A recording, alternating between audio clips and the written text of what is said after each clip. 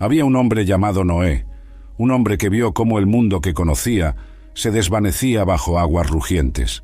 Durante 120 años martilló madera mientras sus contemporáneos se burlaban. Construyó un arca gigantesca en tierra seca, predicando juicio, mientras la civilización alcanzaba su cúspide de maldad. Gigantes caminaban sobre la tierra, ángeles caídos corrompían la creación, la violencia llenaba cada rincón del mundo. Y entonces, un día, el cielo se rompió, las aguas cubrieron las montañas, y solo 8 almas permanecieron con vida. Esta es la historia del mundo antes del diluvio, la historia de un juicio, y la historia de un hombre justo en medio de una generación perversa. Su nombre era Noé, y él era el último testigo de un mundo que ya no existe. Cuando las aguas finalmente se retiraron y sus pies tocaron tierra seca nuevamente, Noé comprendió la magnitud de lo que había presenciado. Toda una civilización había perecido. Cada persona que conoció desde su infancia estaba muerta. Sus vecinos, sus conocidos, los mercaderes del pueblo, los artesanos de la ciudad, todos consumidos por el juicio divino. Solo quedaban 8 almas sobre la faz de la tierra: él, su esposa, sus 3 hijos y sus 3 nueras. De millones de personas, solo 8 permanecían. El peso de esa soledad era aplastante. Noé caminaba ahora sobre un planeta silencioso, donde alguna vez resonaron voces, risas y gritos de comercio. Las ciudades que brillaban con esplendor arquitectónico yacían sepultadas bajo capas de sedimento y destrucción. Los avances tecnológicos de siglos se habían perdido en un instante. La música que alguna vez llenó las plazas públicas se había silenciado para siempre. El mundo antes del diluvio no era primitivo ni simple. Era una civilización avanzada, próspera y profundamente corrompida. Las vidas humanas se extendían por siglos en aquellos días. El abuelo de Noé, Matusalén, vivió 969 años, convirtiéndose en el hombre más longevo que jamás existió. Su nombre mismo era una profecía: cuando él muera, vendrá. Y así sucedió. El año en que Matusalén exhaló su último aliento fue el mismo año en que comenzó el diluvio. Lamec, el padre de Noé, vivió 777 años antes de morir, apenas 5 años antes de que las aguas cubrieran la tierra. Quizás fue misericordia divina que no tuviera que presenciar la devastación total de su mundo. Pero la figura más enigmática de la familia de Noé era Enoc, su bisabuelo. Enoc caminó con Dios durante 365 años y luego simplemente desapareció. No murió como mueren los hombres. Dios se lo llevó, arrebatándolo de este mundo sin que probara la muerte. Enoc fue profeta, visionario y advertencia viviente de lo que estaba por venir. Él proclamó el juicio de Dios sobre los impíos, declarando que el Señor vendría con sus santas decenas de millares para ejecutar juicio contra todos. Sus palabras resonaron durante generaciones, pero pocos las tomaron en serio. Esta longevidad extraordinaria no era simplemente una bendición, era también una maldición disfrazada, porque cuando los hombres viven por siglos, su pecado se perfecciona, se arraiga y se multiplica. Las conspiraciones podían tejerse durante generaciones enteras. La maldad tenía tiempo de infectar cada aspecto de la sociedad hasta que la corrupción se volvía total y absoluta. Y eso fue precisamente lo que sucedió en el mundo antediluviano. La maldad creció como una planta venenosa hasta que cada pensamiento del corazón humano era únicamente malo, continuamente. Noé nació 1556 años después de la creación de Adán. Para ese entonces, el mundo había cambiado drásticamente desde los días del Edén. La maldición que cayó sobre Adán y Eva había dejado cicatrices profundas en la creación. La tierra producía espinos y cardos. El trabajo era duro y agotador. El sudor del rostro era el precio de la subsistencia. Y sobre todo esto, la muerte reinaba como una sombra constante, recordando a la humanidad su rebelión contra el Creador. El pecado había entrado al mundo, y con él, todas sus consecuencias devastadoras. Desde el principio, la humanidad se dividió en 2 linajes distintos. Estaba la línea de Caín, el primer asesino, quien mató a su hermano Abel y fue marcado por Dios. Los descendientes de Caín se alejaron cada vez más del Señor, construyendo ciudades sin invocar su nombre, desarrollando tecnología sin reverencia, acumulando poder sin justicia. Y estaba la línea de Set, el hijo que Dios le dio a Eva para reemplazar a Abel. A través de Set vino un pueblo que invocaba el nombre del Señor, que buscaba caminar en sus caminos y mantener viva la memoria del Edén perdido. Noé descendía de esta línea piadosa, pero incluso entre los descendientes de Set, la tentación acechaba. El mundo de los impíos era atractivo, brillante y seductor. Ofrecía placeres inmediatos, poder terrenal y la ilusión de autonomía. Mientras tanto, el camino de Dios exigía sacrificio, obediencia y fe en lo invisible. Generación tras generación, algunos de los hijos de Set miraron hacia la línea de Caín con deseo y envidia. Veían su prosperidad material y comenzaban a cuestionar si realmente valía la pena servir a un Dios que parecía exigir tanto y prometer tan poco en términos terrenales. Esa tensión entre los dos linajes definiría el destino del mundo antediluviano. Noé creció en un mundo donde convivían lo sagrado y lo profano, donde la luz de Dios aún brillaba tenuemente en algunos corazones, mientras las tinieblas cubrían la mayor parte de la tierra. Él fue criado en los caminos del Señor, enseñado a honrar la memoria de sus antepasados piadosos y a mantener su corazón limpio en medio de una generación corrupta. Pero el desafío era monumental, porque lo que estaba por venir no era simplemente una oleada de pecado humano ordinario. Era algo mucho más oscuro, más antinatural y más catastrófico: la invasión de seres celestiales caídos que corromperían la creación misma desde sus cimientos. Antes de comprender el juicio que vino sobre el mundo, era necesario entender lo que había sucedido en los cielos, porque el diluvio no fue simplemente un castigo por pecados humanos ordinarios. Fue una respuesta divina a una corrupción tan profunda y antinatural que amenazaba con destruir completamente el plan de Dios para la humanidad. Todo comenzó con una rebelión en las regiones celestiales, con ángeles que abandonaron su morada original y descendieron a la tierra con intenciones oscuras y propósitos perversos. Estos seres celestiales eran conocidos como los vigilantes, ángeles poderosos creados por Dios para servir en su presencia y cumplir sus mandatos. Su propósito original era puro: adorar al Altísimo y ejecutar su voluntad en toda la creación.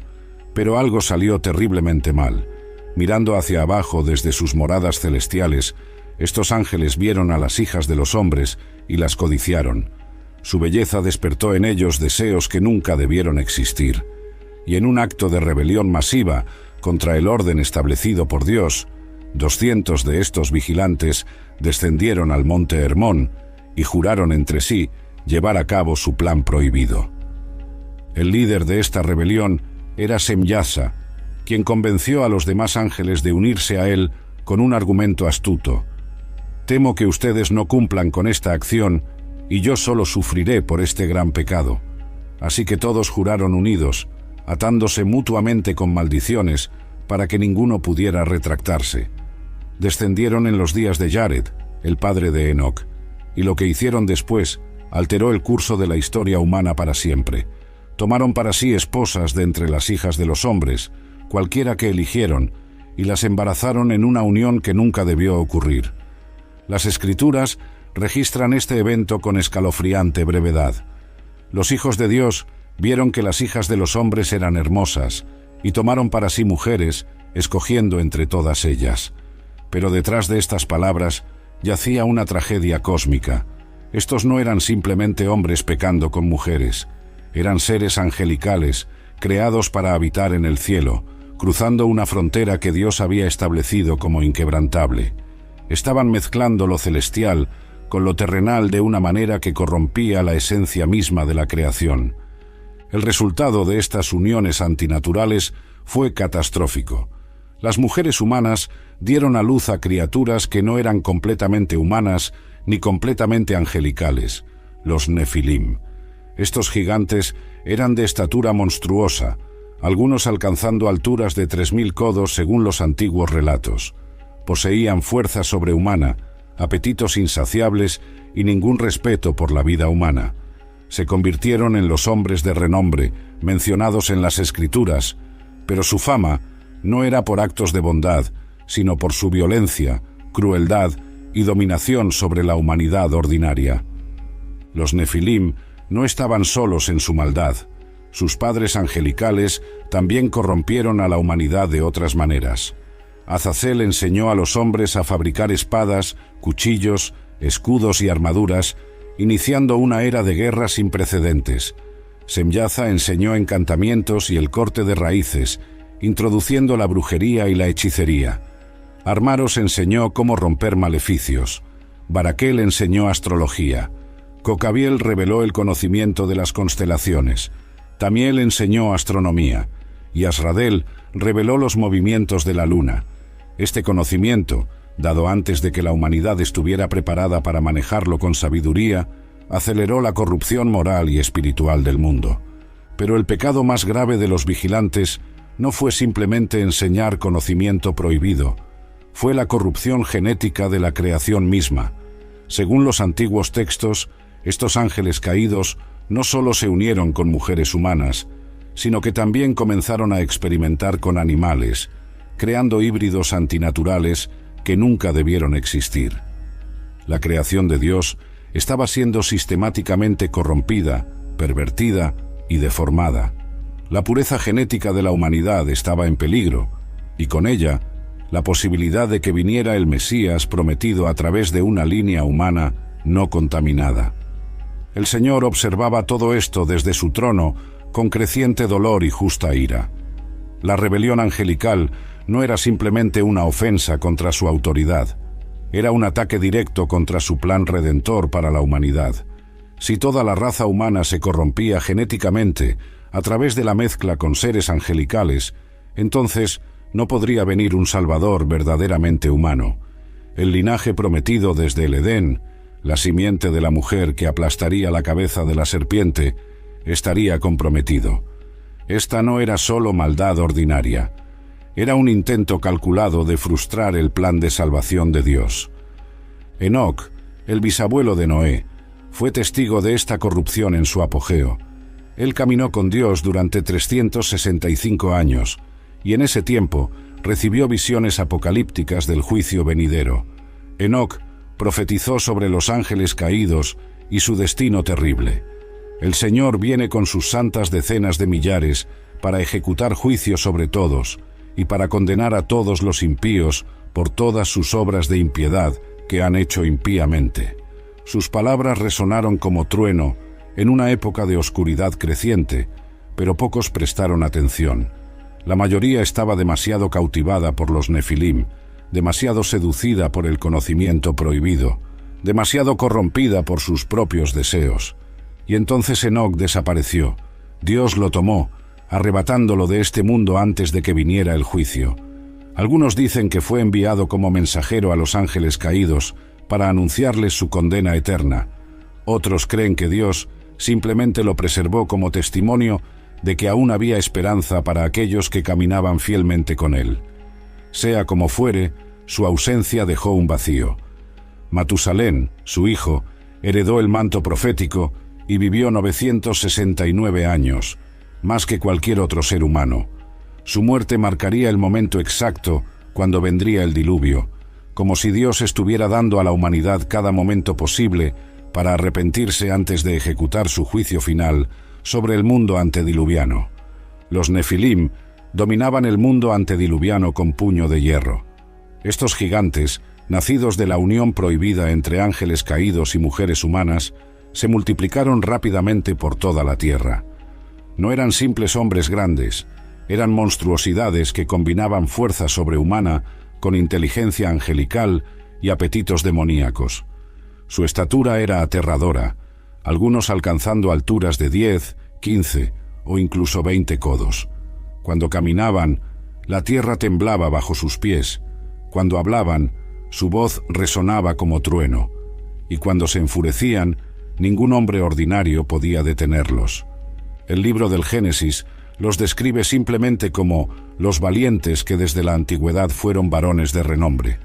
Pero esa frase suave oculta una realidad brutal. Su renombre no venía de actos heroicos o nobles hazañas. Era una fama construida sobre violencia, opresión y terror.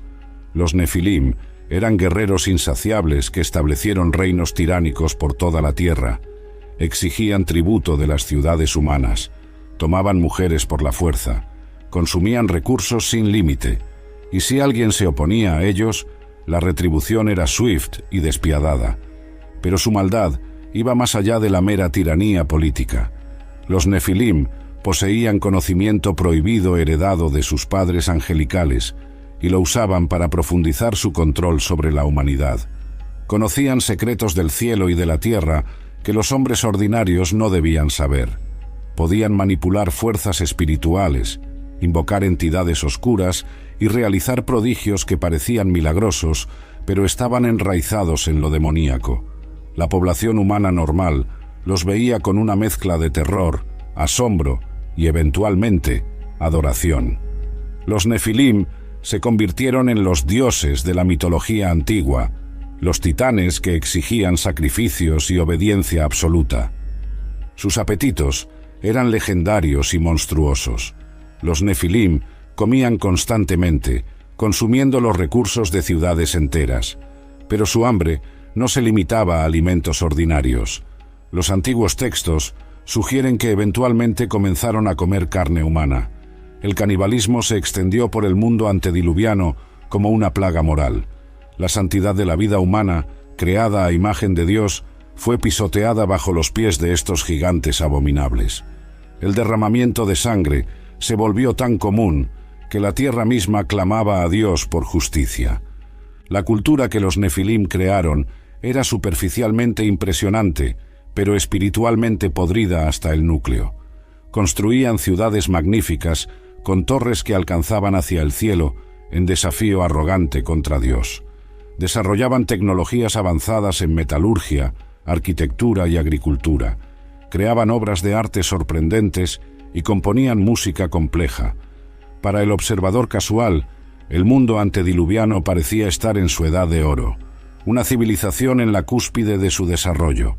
Pero debajo de esa fachada brillante yacía una oscuridad espiritual tan profunda que corrompía todo lo que tocaba. La violencia se volvió el lenguaje universal de esta era. Las escrituras declaran que la tierra estaba llena de violencia.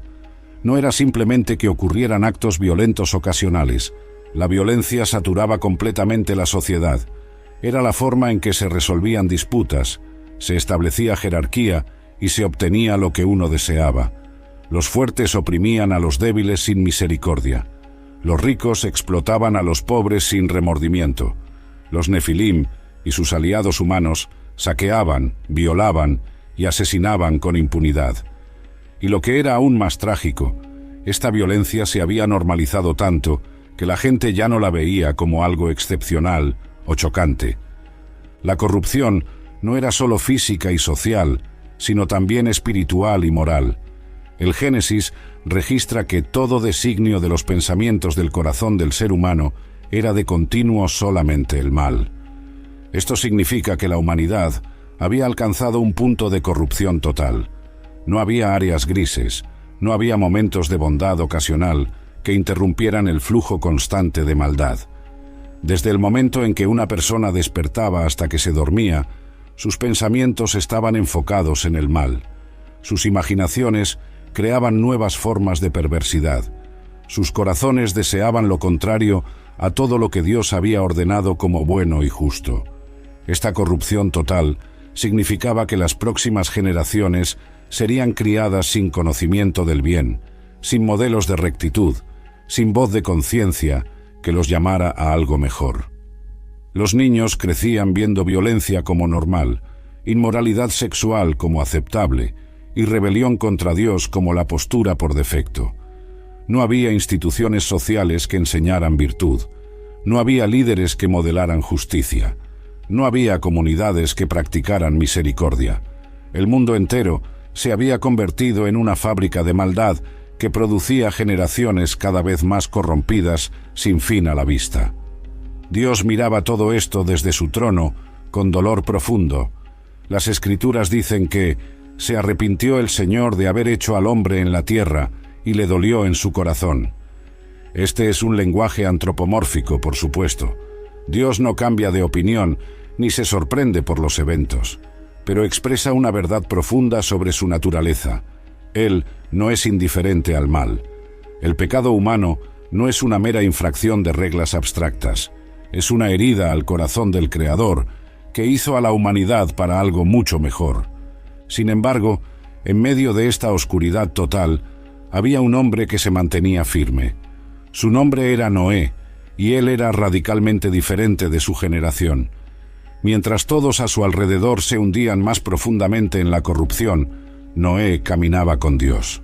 Mientras la violencia llenaba la tierra, Noé vivía en rectitud. Mientras las familias se corrompían a través de uniones con los Nefilim, Noé mantuvo pura su línea familiar. Era un hombre justo en una generación perversa, una luz solitaria en una oscuridad abrumadora. Y Dios lo notó. En un mundo digno de destrucción completa, Noé halló gracia ante los ojos del Señor. Noé tenía 500 años cuando Dios le habló por primera vez sobre el juicio venidero. Para entonces, ya había vivido medio milenio observando cómo su mundo se desintegraba moral y espiritualmente. Había visto el ascenso de los Nefilim, había presenciado la corrupción de sus contemporáneos, había intentado vivir rectamente en medio de una generación que había abandonado completamente los caminos de Dios. Y ahora, mientras se acercaba a la marca de 500 años de vida, el Todopoderoso le reveló un secreto terrible y glorioso. El fin del mundo tal como lo conocía estaba cerca. La comunicación divina fue directa y sin ambigüedad. Dios le dijo: «He decidido el fin de todo ser, porque la tierra está llena de violencia a causa de ellos. He aquí que voy a destruirlos con la tierra». No había espacio para malentendidos. El juicio era seguro, inevitable e inminente. Pero junto con este anuncio de destrucción vino una instrucción que parecía absurda en la superficie. «Hazte un arca de madera de gofer». Un arca, una embarcación masiva, en tierra seca, para un diluvio que nadie había visto jamás ni podía imaginar. Las especificaciones que Dios le dio eran extraordinariamente detalladas. El arca debía medir 300 codos de largo, 50 codos de ancho y 30 codos de alto. Convertido a medidas modernas, esto significaba aproximadamente 137 metros de largo, 23 metros de ancho y 14 metros de alto. Era una estructura colosal, más grande que muchos de los edificios más impresionantes de la época.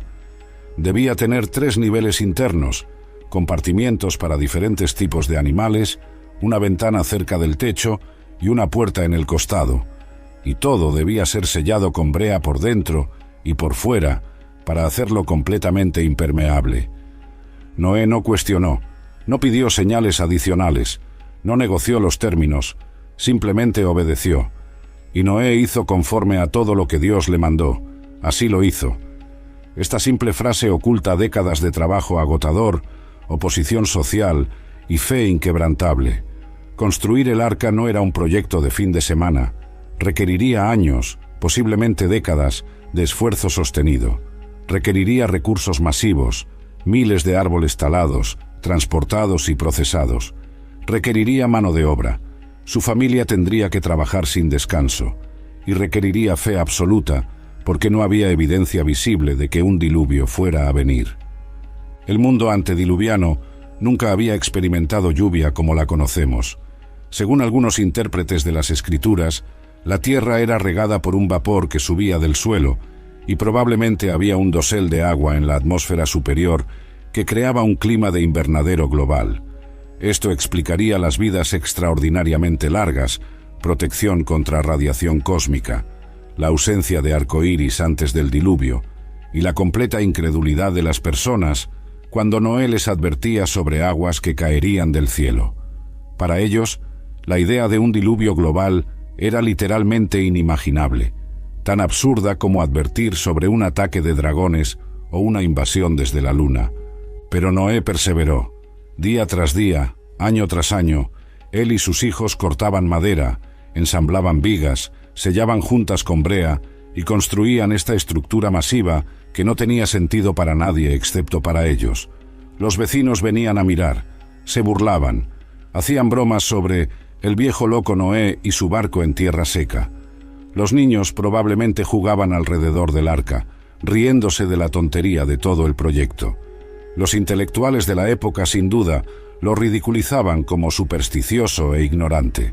Los nefilim quizás lo amenazaban ocasionalmente, aunque Dios claramente lo protegía de cualquier daño real. Durante todo este tiempo, Noé no solo construía, también predicaba. El apóstol Pedro lo llamaría siglos después pregonero de justicia. Mientras sus manos trabajaban en el arca, su voz proclamaba el mensaje de Dios. El juicio viene, la maldad será castigada, hay un camino de salvación. Cada martillazo era un sermón, cada nueva sección completada del arca era un testimonio visible de la fe de Noé y la realidad del juicio venidero. Por 120 años, este mensaje resonó.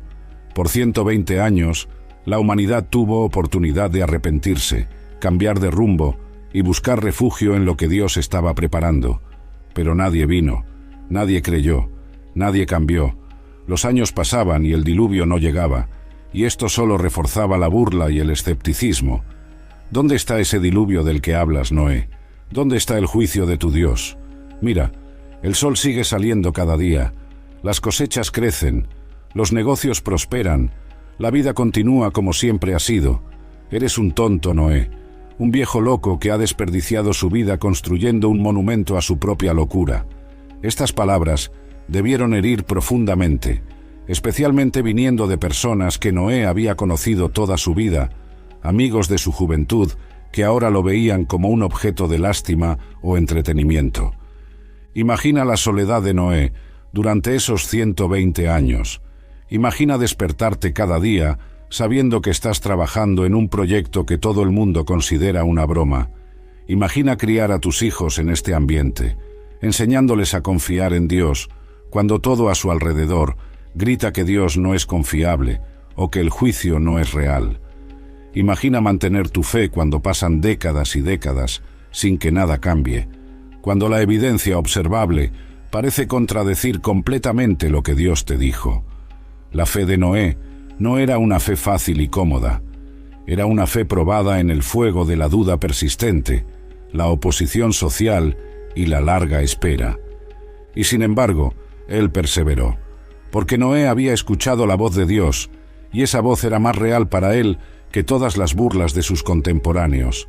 Había recibido una visión del juicio venidero, y esa visión era más clara que toda la prosperidad temporal que veía a su alrededor. Había sido comisionado con una tarea sagrada, y esa comisión era más importante que su reputación social o su comodidad personal. Noé era un hombre que vivía no por vista sino por fe, no por las opiniones de los hombres, sino por la palabra de Dios. Y esa fe estaba a punto de ser reivindicada de la manera más dramática y terrible imaginable. Finalmente, después de décadas de trabajo incesante, el arca estaba completa. La estructura colosal se alzaba sobre el paisaje como un testimonio silencioso pero imponente de la fe de un hombre y la paciencia de Dios.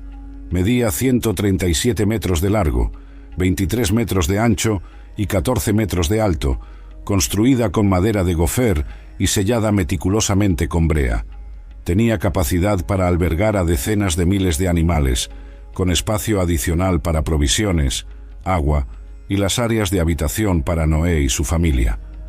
Era una obra maestra de ingeniería, diseñada no por sabiduría humana, sino por instrucciones divinas. Noé tenía ahora 599 años. Había dedicado más de un siglo de su vida a este proyecto singular. Sus 3 hijos, Sem, Cam y Jafet, eran ahora hombres adultos, cada uno casado.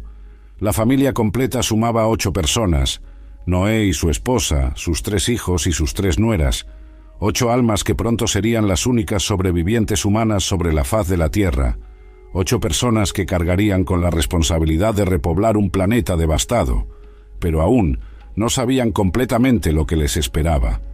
El arca estaba lista, pero el momento del juicio aún no había llegado. Entonces Dios habló nuevamente. Su voz resonó en el espíritu de Noé con urgencia y finalidad. «Entra tú y toda tu casa en el arca, porque a ti he visto justo delante de mí en esta generación». Era una declaración notable.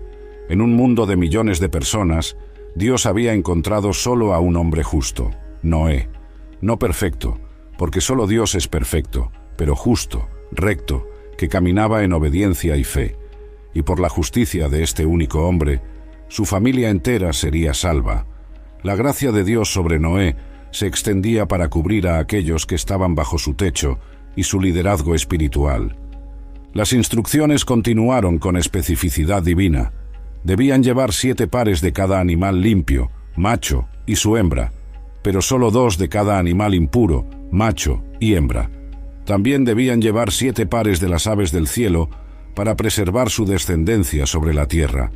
El razonamiento era claro. Los animales limpios serían necesarios después del diluvio para sacrificios y para alimento, así que necesitaban números mayores para asegurar su supervivencia como especies.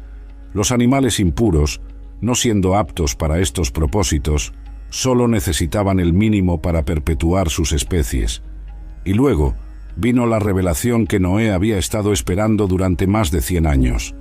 Porque pasados aún 7 días, yo haré llover sobre la tierra 40 días y 40 noches, y destruiré de sobre la faz de la tierra a todo ser viviente que hice.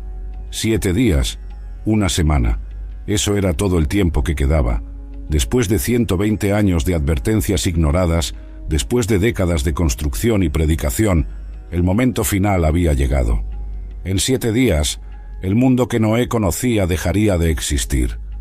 Lo que sucedió a continuación fue uno de los milagros más extraordinarios registrados en las Escrituras. Los animales comenzaron a llegar.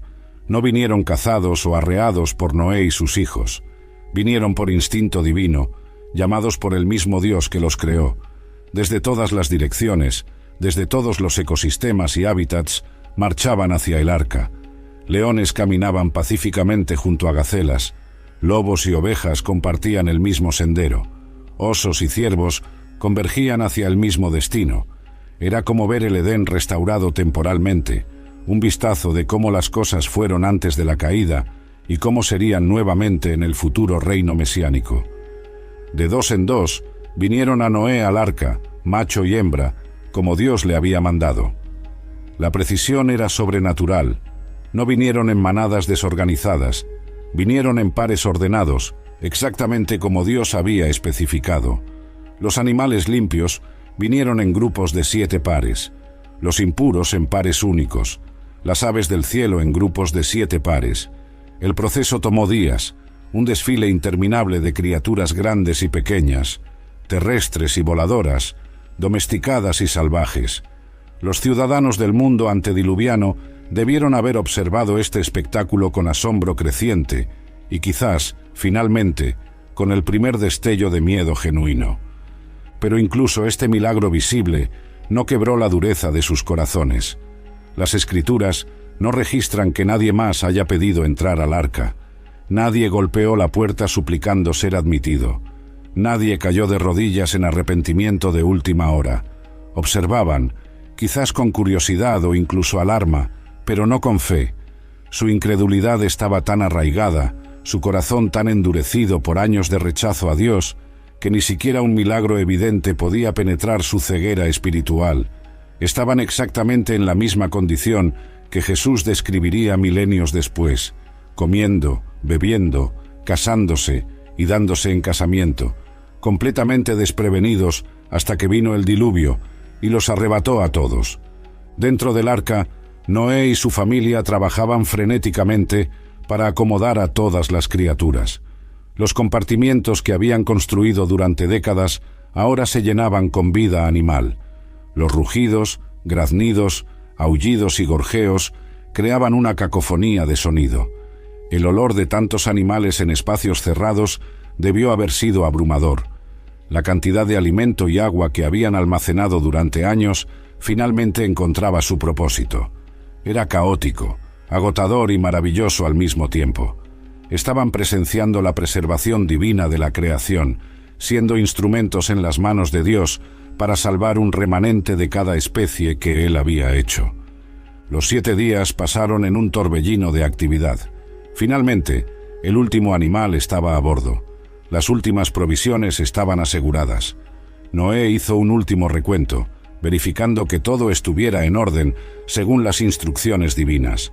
Su familia se reunió, probablemente por última vez, mirando hacia el mundo exterior, hacia el horizonte familiar, hacia las ciudades y campos que habían conocido toda su vida. Y entonces sucedió algo profundo y aterrador, y el Señor le cerró la puerta. No fue Noé quien selló el arca, fue Dios mismo quien cerró la entrada, haciéndola impermeable desde afuera e irrompible desde adentro. La puerta de la salvación ahora estaba cerrada. El tiempo de gracia había terminado. El juicio estaba a punto de comenzar. Era el año 600 de la vida de Noé, segundo mes, día 17. Esta fecha quedaría grabada en la memoria de la humanidad como el día en que el mundo conocido dejó de existir. Dentro del arca, Noé y su familia esperaban. Habían pasado 7 días desde que entraron, 7 días de suspenso creciente. Los animales se habían calmado relativamente, acomodándose en sus espacios asignados. Afuera, la vida continuaba como siempre. El sol se había levantado esa mañana como lo hacía cada día. Los mercados bullían con comercio. Las personas iban y venían con sus asuntos habituales. Y luego, sin más advertencia, el mundo cambió para siempre. Las Escrituras describen lo que sucedió con lenguaje apocalíptico. Aquel día fueron rotas todas las fuentes del grande abismo, y las cataratas de los cielos fueron abiertas. No fue simplemente lluvia lo que cayó, fue un colapso catastrófico de todo el sistema hidrológico que Dios había establecido en la creación. Las fuentes del grande abismo eran aguas subterráneas masivas almacenadas en las profundidades de la tierra. Cuando se rompieron, géiseres gigantescos de agua explotaron hacia la superficie con fuerza volcánica. La corteza terrestre se fracturó. Terremotos masivos sacudieron el planeta. Agua hirviente y lodo brotaron de fisuras que se abrían por todas partes. Simultáneamente, las cataratas de los cielos se abrieron. El dosel de agua que probablemente existía en la atmósfera superior colapsó. No era una lluvia ordinaria. Era como si océanos enteros estuvieran siendo vaciados desde el cielo. Las gotas eran probablemente tan densas que formaban cortinas continuas de agua. El ruido debió haber sido ensordecedor, un rugido constante que ahogaba todos los demás sonidos. La cantidad de agua que caía por segundo era inimaginable, incontable, imparable. Y hubo lluvia sobre la tierra 40 días y 40 noches. 40 es un número significativo en las Escrituras, frecuentemente asociado con periodos de prueba, juicio y transformación. Durante 40 días completos, sin interrupción ni disminución, el agua cayó del cielo. Durante 40 noches, la oscuridad era absoluta, rota solo por relámpagos que revelaban momentáneamente el caos afuera. Pero el diluvio no fue solo de 40 días. Las aguas continuarían prevaleciendo sobre la tierra durante 150 días en total. El agua que brotaba de las profundidades terrestres continuó mucho después de que cesara la lluvia del cielo. Para las personas que estaban afuera del arca, el terror debió haber sido indescriptible. Al principio, quizás pensaron que era solo una tormenta inusual. Buscaron refugio en sus casas, esperando que pasara. Pero no pasó. El agua seguía cayendo, cada vez más fuerte. Los arroyos se convirtieron en ríos embravecidos. Los ríos se desbordaron, inundando los valles. La gente corrió hacia terrenos más altos, llevando a sus hijos, sus posesiones más preciadas. Pero el agua los seguía, inexorable, subiendo y subiendo sin descanso. Entonces debieron haber recordado a Noé, el viejo loco que había pasado 120 años construyendo un barco y predicando sobre un diluvio, el hombre al que habían ridiculizado, ignorado, despreciado. ¿Dónde estaba ahora su arca? Corrieron hacia ella, probablemente miles de personas convergiendo hacia la única estructura que podía salvarlos, pero cuando llegaron, encontraron la puerta sellada.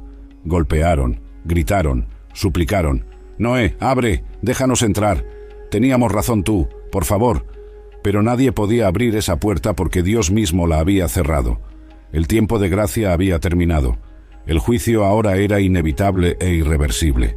Los Nefilim, con toda su fuerza sobrehumana, probablemente intentaron romper el arca o trepar sobre ella, pero la estructura era demasiado masiva, demasiado bien construida, y estaban luchando no solo contra madera y brea, sino contra la protección sobrenatural de Dios. Gradualmente, incluso estos gigantes poderosos fueron sobrepasados por las aguas. Uno por uno, sucumbieron. Los hombres de renombre, los guerreros temidos, los tiranos que habían dominado el mundo, se ahogaban junto con los más débiles de los humanos. La muerte no hacía distinción entre el fuerte y el débil, el rico y el pobre, el famoso y el desconocido. Y las aguas crecieron mucho sobre la tierra, y todos los montes altos que había debajo de todos los cielos fueron cubiertos. Esto no fue una inundación local, no fue un evento regional, fue un diluvio global que cubrió literalmente toda la superficie terrestre. Las montañas más altas, aquellas que habían parecido eternamente sólidas e inamovibles, desaparecieron bajo las aguas. El agua subió 15 codos por encima de los picos más altos. Aproximadamente 7 metros de agua cubrían las montañas más elevadas. El mundo entero se había convertido en un océano sin costa, un mar infinito donde alguna vez hubo tierra, ciudades, bosques y civilización. Y murió toda carne que se mueve sobre la tierra. La muerte fue universal y completa. Cada ave que volaba fue derribada por la lluvia incesante y se ahogó. Cada animal terrestre, desde el más pequeño hasta el más grande, pereció. El ganado doméstico que las personas habían criado durante generaciones murió. Los animales salvajes que vagaban por los bosques y desiertos murieron. Las criaturas que se arrastraban sobre el suelo murieron, y sobre todo, cada ser humano que no estaba dentro del arca murió. Millones de personas, quizás miles de millones dada la longevidad y tasa de reproducción de la época, todos perecieron en cuestión de días. Todo lo que tenía aliento de espíritu de vida en sus narices, todo lo que había en la tierra, murió. La frase es comprensiva y terrible en su exhaustividad. No hubo excepciones. No hubo supervivientes milagrosos en cimas de montañas remotas. No hubo grupos afortunados que encontraron cuevas elevadas o construyeron botes improvisados. El juicio de Dios fue completo. Y quedó solamente Noé y los que con él estaban en el arca. 8 almas. De toda la raza humana, solo 8 sobrevivieron. Era el fin de un mundo y el comienzo de otro, una línea divisoria en la historia de la humanidad tan dramática que todo lo que vino después sería medido en términos de antes del diluvio y después del diluvio. Mientras afuera rugía el apocalipsis, dentro del arca había una extraña paz. No era la paz de la ausencia de temor, porque Noé y su familia ciertamente podían oír los sonidos aterradores de afuera, el rugido constante de la lluvia, los truenos que sacudían la estructura masiva, los ocasionales golpes de objetos flotantes chocando contra el costado del arca. Era la paz que viene de saber que están exactamente donde Dios quiere que estén, haciendo exactamente lo que Dios les ordenó hacer. Era la paz de la obediencia, la tranquilidad de estar bajo protección divina, incluso cuando todo alrededor es caos. El arca no era un barco diseñado para navegar, no tenía velas, timón ni remos. Era esencialmente una caja flotante gigante, un refugio que solo necesitaba mantenerse a flote y proteger su contenido. Su forma rectangular y proporciones, 30:5:3 en longitud, anchura y altura, la hacían extremadamente estable. Los ingenieros navales modernos que han estudiado el diseño han concluido que era casi imposible de volcar, incluso en las condiciones más turbulentas. Podía soportar olas de cualquier tamaño sin hundirse. Dios no solo le había dado a Noé instrucciones para construir un arca, le había dado el diseño óptimo para sobrevivir un cataclismo global. Los primeros días dentro del arca debieron haber sido caóticos, miles de animales en espacios cerrados, todos reaccionando al inicio del diluvio, los carnívoros y herbívoros separados cuidadosamente en sus compartimientos respectivos, el rugido de los leones, los barrit, os de los elefantes, los graznidos de las aves, los aullidos de los lobos, cada especie expresando su incomodidad y miedo de manera diferente. Noé y su familia trabajaban incansablemente para mantener el orden, alimentar y dar agua a las criaturas, limpiar los desechos y asegurar que todos estuvieran lo más cómodos posible, dadas las circunstancias extraordinarias. Pero gradualmente, algo milagroso comenzó a suceder. Los animales se calmaron. Es como si Dios mismo hubiera puesto una paz sobrenatural sobre ellos. Los carnívoros perdieron su agresividad. Los animales normalmente territoriales coexistían pacíficamente. Algunos incluso entraron en estados de hibernación o letargo, reduciendo dramáticamente sus necesidades de alimento y agua. Este era otro milagro silencioso pero esencial. Sin intervención divina, mantener tantas criaturas durante más de un año hubiera sido logísticamente imposible. Pero con Dios, todas las cosas eran posibles. Noé tenía ahora 600 años, una edad en la que la mayoría consideraría retirarse a una vida tranquila. En cambio, estaba viviendo la aventura más extraordinaria de la historia humana. Encerrado en una caja gigante flotando sobre un océano global, responsable de preservar la vida animal del planeta, con la terrible conciencia de que todo y todos los que alguna vez conoció, fuera de su familia inmediata, estaban muertos. El peso de esa realidad debió haber sido casi insoportable en ciertos momentos. Los rostros de amigos de juventud ahogados, vecinos con quienes había compartido comidas, niños que habían jugado cerca de donde construía el arca. Su familia también luchaba con estas realidades. Sus 3 nueras habían dejado atrás a sus propias familias extendidas, padres, hermanos, tíos, primos, todos pereciendo en las aguas. Sus hijos procesaban la magnitud de lo que habían presenciado.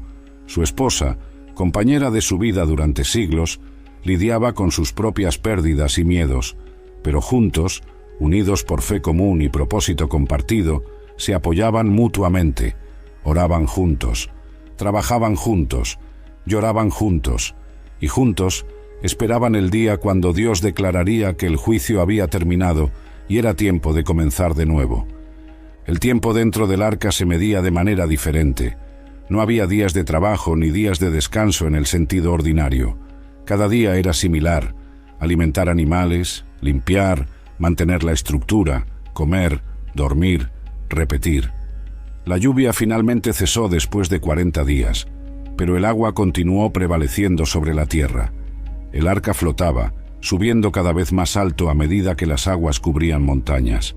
Eventualmente flotaba miles de metros sobre lo que alguna vez fue el nivel del mar, aunque conceptos como nivel del mar habían dejado de tener significado en un mundo completamente inundado. Y se acordó Dios de Noé. Esta frase, apareciendo después de 150 días de diluvio, es profundamente consoladora. No significa que Dios se hubiera olvidado de él durante ese tiempo. Significa que Dios ahora volvía su atención activa hacia Noé para iniciar la siguiente fase del plan, la restauración. Dios hizo soplar un viento sobre la tierra y las aguas comenzaron a descender. Las fuentes del abismo se cerraron. Las cataratas del cielo se detuvieron. El proceso de secado había comenzado, aunque tomaría muchos meses más antes de que la tierra estuviera habitable nuevamente. En el día 17 del 7º mes, exactamente 5 meses después de que comenzara el diluvio, el arca se posó sobre los montes de Ararat. Después de flotar a la deriva durante meses, finalmente había encontrado tierra sólida bajo su quilla. El impacto debió haber sido suave, pero inconfundible. Después de tanto tiempo meciéndose en las olas, de repente había estabilidad. Pero no podían salir todavía. El arca estaba posada sobre una montaña, pero las aguas todavía cubrían todo lo demás. Continuaron esperando, confiando en que Dios les indicaría cuándo era seguro y apropiado dejar su refugio flotante. Las aguas siguieron descendiendo gradualmente. En el primer día del 10º mes, casi 3 meses después de que el arca se posara, las cimas de las montañas circundantes comenzaron a ser visibles. Era la primera vez en más de medio año que veían tierra. Debió haber sido un momento emocional, ver rocas y picos emergiendo del agua como monumentos a la paciencia de Dios y la fe de Noé. El mundo estaba renaciendo, emergiendo lentamente de su bautismo acuático, limpiado de la corrupción que lo había consumido, pero también despojado de toda la vida que alguna vez sostuvo. 40 días después de que aparecieron las cimas de las montañas, Noé abrió la ventana que había construido en el arca según las instrucciones de Dios. Luz del sol, no filtrada por paredes de madera, inundó el interior por primera vez en meses. Aire fresco, no reciclado a través de espacios cerrados compartidos con miles de animales, llenó sus pulmones. Y Noé ejecutó su primer experimento para determinar las condiciones exteriores. Envió un cuervo. El ave voló de un lado a otro, pero no regresó al arca. Como carroñero, probablemente encontró suficiente sustento en cadáveres flotantes y no necesitaba regresar. Esta prueba no fue concluyente, así que Noé necesitaba intentar otra. 7 días después de liberar al cuervo, Noé decidió enviar otro explorador alado, una paloma. A diferencia del cuervo, la paloma no es carroñera. No se posaría sobre carne muerta flotante, ni encontraría sustento en la devastación. Necesitaría tierra seca con vegetación viva para sobrevivir. Esto la hacía un indicador perfecto de las condiciones exteriores. Noé la tomó gentilmente, sintiendo su corazón latir rápidamente en sus manos, y la liberó a través de la ventana. La paloma voló, sus alas blancas contrastando contra el cielo despejado, alejándose del arca en busca de un lugar para posarse. Noé observó hasta que desapareció de su vista. Luego volvió a sus tareas dentro del arca. Las horas pasaban. Él observaba periódicamente hacia la ventana, esperando el regreso del ave. Y finalmente, al atardecer la vio. La paloma regresaba, volando directamente hacia el arca. No había encontrado ningún lugar seco donde posar la planta de su pie. Toda la tierra visible todavía estaba cubierta de agua o barro inestable. Noé extendió su mano, la tomó y la trajo de vuelta al arca. La prueba era clara. Todavía no era tiempo de salir. Necesitaban seguir esperando. 7 días más pasaron. Noé esperó con paciencia disciplinada, sin apresurarse, sin forzar el tiempo de Dios. Cuando los 7 días se cumplieron, envió la paloma nuevamente. Esta vez la observó volar, circundando el arca varias veces antes de elegir una dirección y alejarse. Las horas pasaban, el día se convertía en tarde, y entonces, justo cuando la luz comenzaba a desvanecerse, la paloma regresó. Pero esta vez traía algo en su pico, una hoja de olivo fresca, una simple hoja verde, brillante con humedad, arrancada de un árbol vivo. Ese pequeño pedazo de vegetación era más valioso que todo el oro del mundo antediluviano. Era evidencia de que la vida vegetal había sobrevivido o había comenzado a regenerarse. Era señal de que las aguas habían descendido lo suficiente como para que los árboles estuvieran expuestos. Era promesa de que la tierra sería habitable nuevamente. Noé tomó la hoja de olivo y la sostuvo cuidadosamente, maravillándose ante este mensaje de esperanza. Los olivos crecen típicamente en terrenos relativamente bajos, lo que significaba que una porción significativa de tierra estaba ahora expuesta y seca. Pero aún no era tiempo. Noé esperó otros 7 días. Su paciencia era extraordinaria, especialmente considerando que había estado encerrado en el arca durante casi un año en este punto. Pero había aprendido durante 120 años de construir y esperar que el tiempo de Dios es perfecto. No se adelanta a Dios ni se retrasa, simplemente espera hasta que Dios da la señal. Así que cuando se cumplió la 3ª semana, envió la paloma una vez más. Esta vez, ella no regresó. Había encontrado un lugar permanente para establecerse. La tierra estaba lista. En el primer día del primer mes del año 600, uno de la vida de Noé, casi exactamente un año después de que el diluvio comenzara, él removió la cubierta del arca. Luz del sol inundó el interior sin obstáculos. Noé salió a la plataforma superior y miró alrededor. El paisaje que veía era simultáneamente familiar y alien. Las montañas eran las mismas montañas, pero todo lo demás había cambiado. No había bosques densos, solo tocones y árboles caídos. No había ciudades, solo sedimento y escombros. La superficie de la tierra estaba seca, aunque todavía probablemente fangosa en muchos lugares. Pero Dios todavía no le había dado permiso para salir. Así que Noé esperó aún más. Esperó hasta el día 27 del segundo mes, más de 7 semanas adicionales. Solo cuando Dios explícitamente le dijo: «Sal del arca tú, y tu mujer y tus hijos, y las mujeres de tus hijos contigo», solo entonces Noé obedeció. Su obediencia era consistente hasta el final. Así como había entrado al arca cuando Dios se lo ordenó, ahora salía solo cuando Dios lo autorizaba. La salvación había comenzado con obediencia y terminaba con obediencia. «Saca contigo todos los animales que están contigo de toda carne, de aves y de bestias, y de todo reptil que se arrastra sobre la tierra, y vayan por la tierra, y fructifiquen y multiplíquense sobre la tierra». Era hora de que la creación comenzara de nuevo. Los animales necesitaban ser liberados para repoblar un planeta vacío. Noé abrió las puertas y rampas del arca, y lentamente los animales comenzaron a salir.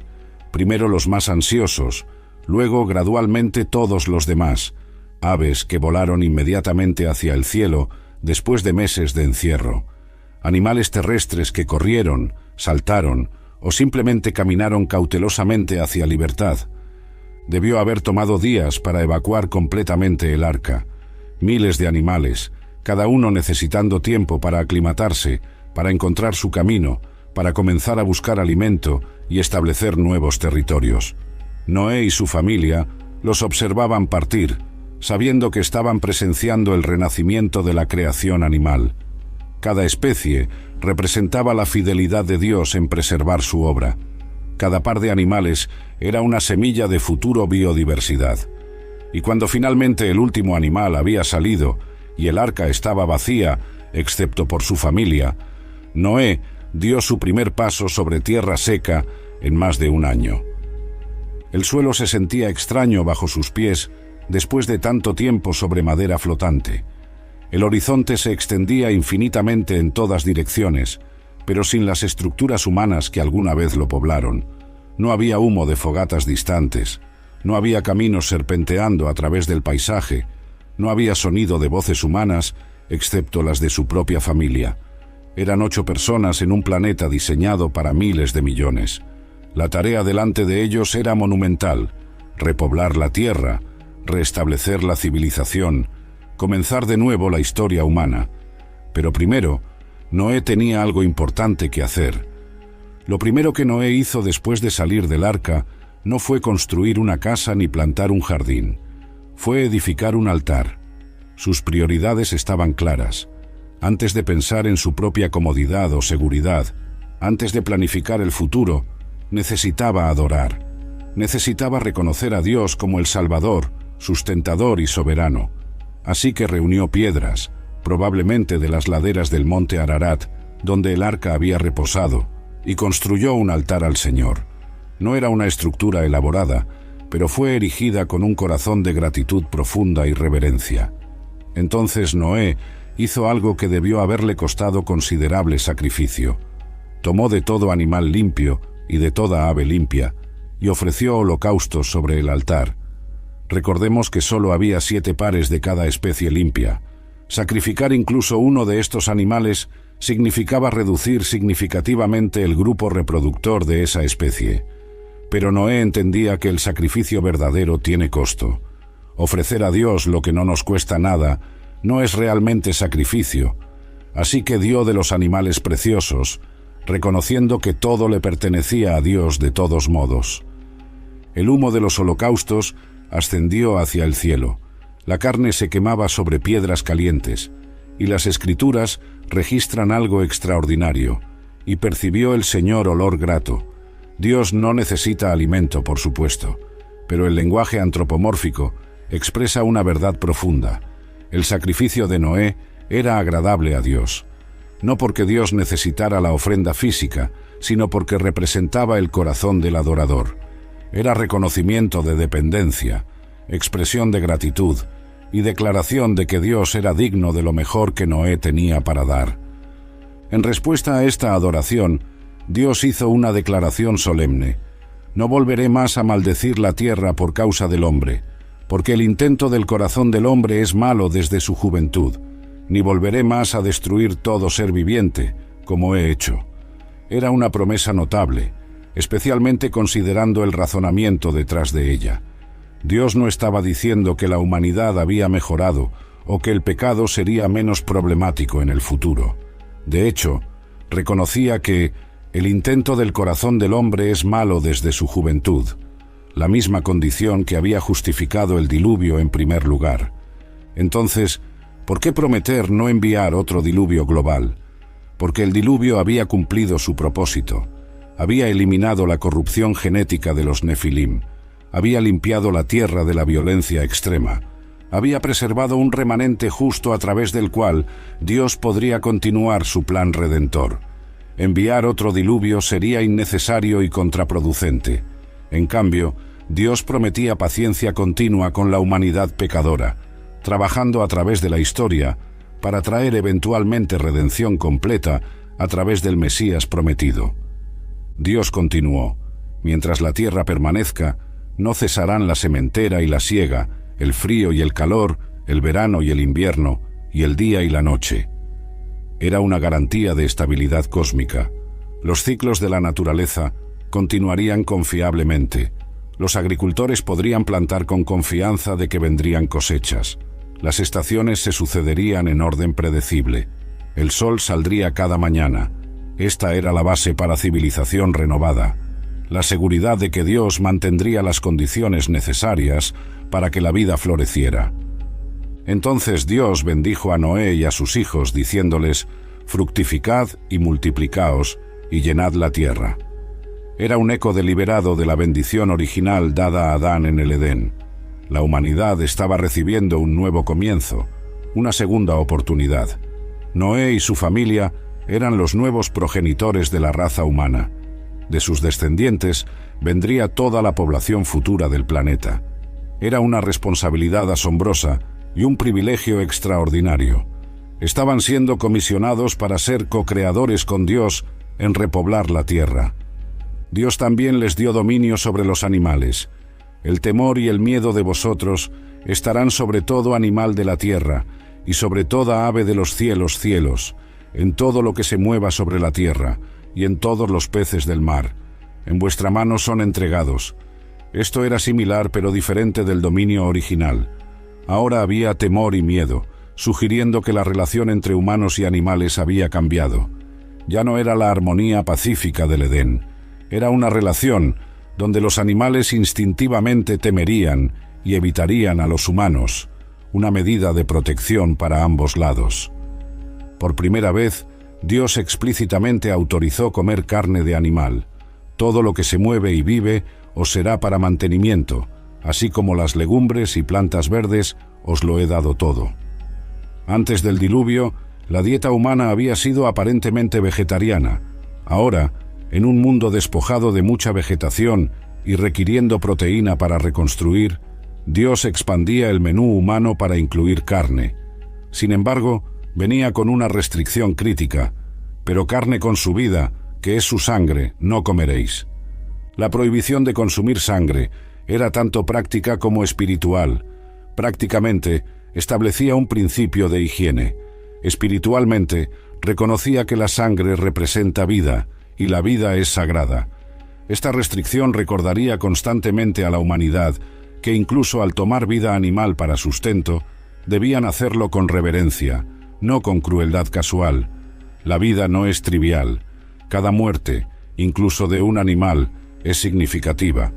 Y esta conciencia debía mantenerse viva a través de la práctica de no consumir sangre. Pero la instrucción más seria concernía a la vida humana. Porque ciertamente demandaré la sangre de vuestras vidas, de mano de todo animal la demandaré, y de mano del hombre, de mano del hermano de cada uno, demandaré la vida del hombre. El que derramare sangre de hombre, por el hombre su sangre será derramada, porque a imagen de Dios es hecho el hombre. Aquí Dios establecía el principio de justicia capital. El asesinato requeriría la vida del asesino, no por venganza, sino porque la vida humana es singularmente preciosa creada a imagen de Dios. Tomar una vida humana injustamente era una ofensa tan grave que demandaba la máxima pena. Después de dar estas instrucciones fundamentales para la vida en el mundo postdiluviano, Dios hizo algo sin precedentes. Estableció un pacto formal, no solo con Noé y su familia, sino con toda la creación. He aquí que yo establezco mi pacto con vosotros, y con vuestros descendientes después de vosotros, y con todo ser viviente que está con vosotros, aves, animales, y toda bestia de la tierra que está con vosotros, desde todos los que salieron del arca, hasta todo animal de la tierra. Era el primer pacto universal en las Escrituras, abarcando a toda criatura viva. El contenido del pacto era específico y misericordioso. Estableceré mi pacto con vosotros, y no exterminaré ya más toda carne con aguas de diluvio, ni habrá más diluvio para destruir la tierra. Era una promesa solemne, un juramento divino, que proporcionaba seguridad fundamental a toda la creación. Nunca más las aguas cubrirían toda la tierra. Nunca más un diluvio global destruiría la vida. La tierra tenía garantizada continuidad, hasta que Dios decidiera terminar la historia humana de manera diferente en el futuro distante. Pero Dios no dejó esta promesa como meras palabras. Proporcionó una señal visible, un recordatorio físico que aparecería generación tras generación. Y dijo Dios: «Esta es la señal del pacto que yo establezco entre mí y vosotros, y todo ser viviente que está con vosotros, por siglos perpetuos. Mi arco he puesto en las nubes, el cual será por señal del pacto entre mí y la tierra». El arco iris, un fenómeno óptico de belleza extraordinaria, serviría como memento permanente de la fidelidad de Dios. Es posible que este fuera el primer arco iris que la humanidad había visto. Si efectivamente había un dosel de vapor de agua en la atmósfera previa al diluvio, las condiciones para formar arco iris no habrían existido. Ahora, en un mundo con ciclo hidrológico radicalmente alterado, con lluvia cayendo regularmente de nubes, los arcoíris aparecerían cuando la luz del sol atravesará gotas de agua suspendidas en el aire. Cada vez que esto sucediera, sería un recordatorio visual del pacto de Dios. Y sucederá que cuando haga venir nubes sobre la tierra, se dejará ver entonces mi arco en las nubes, y me acordaré del pacto mío que hay entre mí y vosotros, y todo ser viviente de toda carne, y no habrá más diluvio de aguas para destruir toda carne. Dios estaba diciendo que Él mismo recordaría el pacto al ver el arco iris. Por supuesto, Dios no olvida, pero el lenguaje antropomórfico expresaba la confiabilidad absoluta de su promesa. Era como si Dios estuviera diciendo: «Haré esto tan seguro que incluso yo mismo usaré una señal visible para recordármelo». El arco iris era también apropiado por su simbolismo. Un arco en el contexto antiguo era un arma de guerra, pero el arco iris apunta hacia arriba, hacia el cielo, no hacia la tierra. Es como si Dios hubiera colgado su arma de guerra, dirigiéndola lejos de la humanidad. Ya no estaba en postura de juicio, sino de paz. El pacto del arco iris es, en esencia, un tratado de paz entre el Creador y su creación, garantizando que aunque el pecado continuaría y requeriría juicio eventualmente, ese juicio nunca más tomaría la forma de un diluvio global. Noé, ahora de 601 años, contemplaba este primer arco iris con asombro y reverencia. Los colores brillantes arqueándose a través del cielo, después de una lluvia pasajera, eran hermosos más allá de las palabras, pero más que su belleza física, representaban la gracia de Dios. Representaban misericordia para una humanidad que, como Dios ya había reconocido, seguiría siendo pecadora. Representaban esperanza de que a pesar del juicio pasado, había futuro para la raza humana bajo el cuidado providencial de Dios. Noé y su familia comenzaron la tarea monumental de establecerse en el mundo renovado. Noé se convirtió en agricultor, plantando una viña. La vida gradualmente encontraba nuevos ritmos. Sus hijos comenzaban a tener hijos propios. La población humana empezaba su largo crecimiento desde 8 almas hacia millones nuevamente. Pero ahora vivían en un mundo diferente. Las vidas humanas, aunque todavía largas por estándares modernos, comenzarían a acortarse gradualmente. El clima había cambiado radicalmente. La geografía era completamente diferente, con montañas más altas y océanos más profundos que antes del diluvio. Este mundo postdiluviano era simultáneamente bendición y desafío. La tierra estaba limpia de la corrupción extrema que había caracterizado la era antediluviana. Los nefilim habían sido eliminados, pero el potencial para el pecado permanecía intacto en el corazón humano. Como Dios mismo había reconocido, el intento del corazón del hombre es malo desde su juventud. La solución no era juicio repetido, sino algo más profundo que vendría mucho más adelante en la historia: redención interna a través del Mesías prometido. Noé vivió 350 años después del diluvio, alcanzando la extraordinaria edad de 950 años antes de morir. Durante esas 3 centurias y media, vio a la humanidad multiplicarse y esparcirse por la tierra. Vio nacer bisnietos, tataranietos y generaciones más allá.